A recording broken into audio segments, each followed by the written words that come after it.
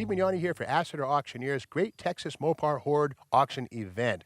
This is item number 67, a 1957 Plymouth Plaza two-door sedan.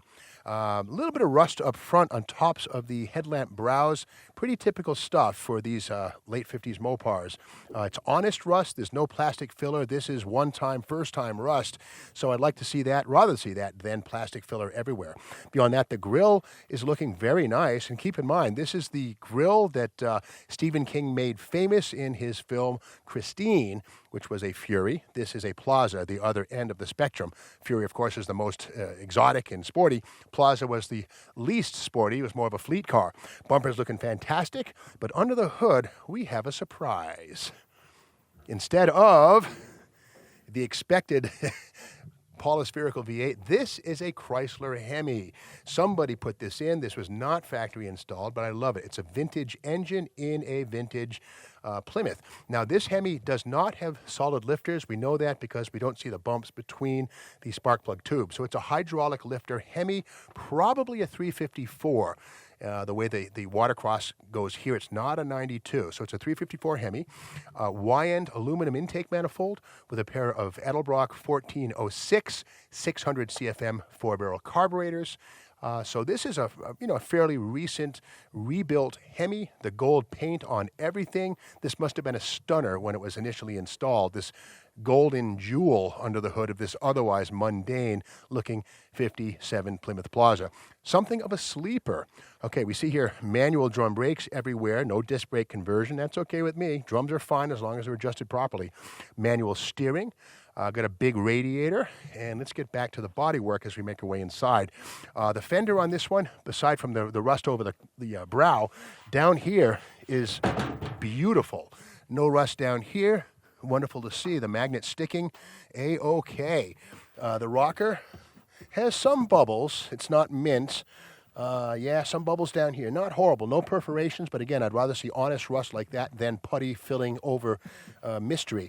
The door itself, the bottom looks fantastic, feels good. A little bit of a hole there, but again, the magnet likes to stick. I dare say this might be the original two-tone white and black paint. And of course, here we have the Texas suntan. No problem. That's surface rust. That's not even an issue. Sand that, prime it, paint it. It's beautiful. Okay, let's switch places and look inside. And look at that, a 3-speed manual transmission. So you can imagine somebody with this big HEMI, 354 cubes under the hood, banging gears, first, second, and third, shifting through the column. But that's the original column shifter mechanism, which tells us, yeah, there's a pin-type synchro 3-speed manual under that floor. Good transmission, pretty rugged, but that's also the same transmission that cost the Ram Chargers the Indy Nationals race in 1960 or 61, that pin-type synchro first gear manual. But again, 3-speed manual. I love that this is a 2-door post. Here's the fixed B-pillar right here.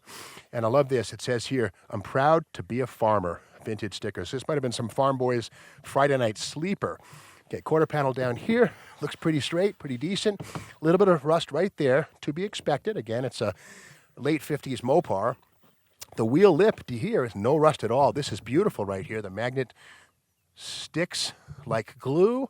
That's very good news. Down low here, again, solid quarter panels. Magnet wants to stick. That's beautiful. Okay, 1957 Plaza. Again, the Plaza Belvedere Fury. This is the bottom line car, which is awesome. Less can be more. The trunk lid is in great shape. Magnet wants to stick. That's cool. Let's look inside. Love that bumper. It's in fantastic shape. What do we got in here? Okay. Yeah, an aftermarket, more modern Rockford Fosgate amplifier system. So a little bit of modern in the old.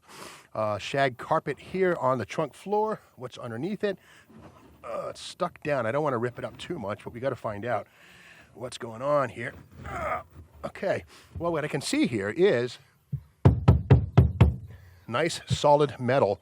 I don't think there's much rust on this one. From what I see here, that's solid. Let's keep looking around the passenger side. And down low, the quarter panels, again, are beautiful. I got to say, I've rarely seen late 50s Mopars like this collection that are as solid and sound, no rust. The wheel lip is also beautiful. No Bondo here.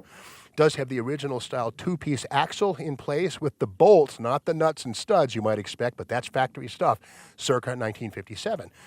Down low here, the rocker again is a thing of beauty.